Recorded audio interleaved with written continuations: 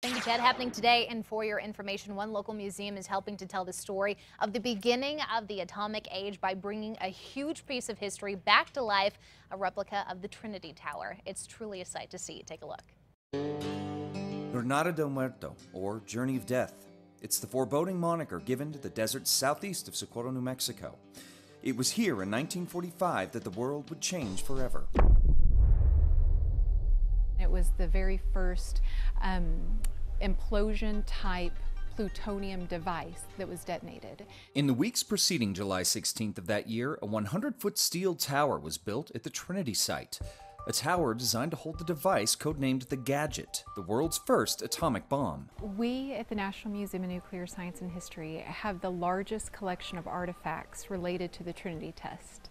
It's very important to New Mexico and the world, but very much so to New Mexico because of Los Alamos, the Manhattan Project. The latest addition to their collection is a replica of the tower which held the Gadget, rising high above the 9-acre Heritage Park. So the tower itself back on July 16, 1945 was vaporized completely.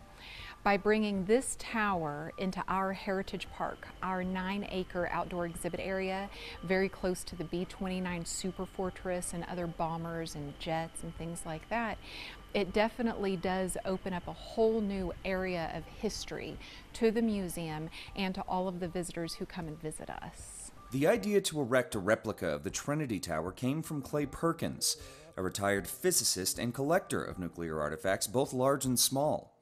His fascination with nuclear energy began at an early age. It was a huge thing to an 11-year-old kid who wanted to see the war end and had followed the war pretty well. And he came to us with the idea of erecting the only replica of the Trinity Tower that would be in the world. Proposed it to the director, John Walters, and it took him 30 seconds to say yes and start running.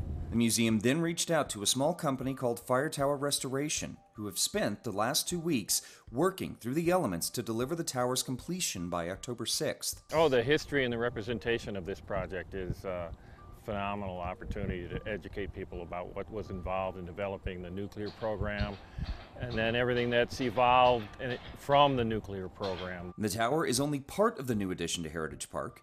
A replica of the Gadget, which will hang below the cabin perched high in the air, is a star in its own right. When Manhattan, the TV series, was being filmed outside of Santa Fe, their prop master came to the museum and took a lot of time to study our Gadget.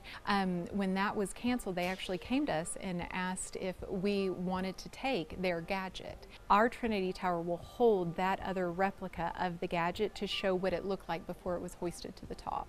The museum is inviting guests to the tower's official premiere tomorrow night, an opportunity to see the replica up close and personal. We are hosting an event, Nuclear After Dark, the Trinity Files. Doors open at 5:30 p.m. People can come and tour the museum after hours and the gift shop, but they can come to the premiere of the Trinity Tower. We are going to have local food trucks and a brewery here as well, just to add a little bit of fun.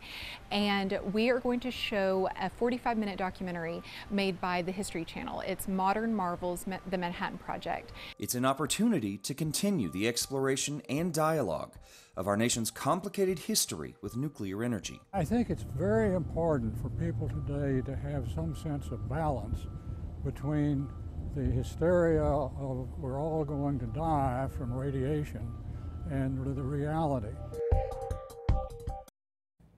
Now, the National Museum of Nuclear Science and History's Nuclear After Dark, the Trinity Files event opens to the public at 5:30 p.m. tomorrow. For more information, just head over to foxnewmexico.com.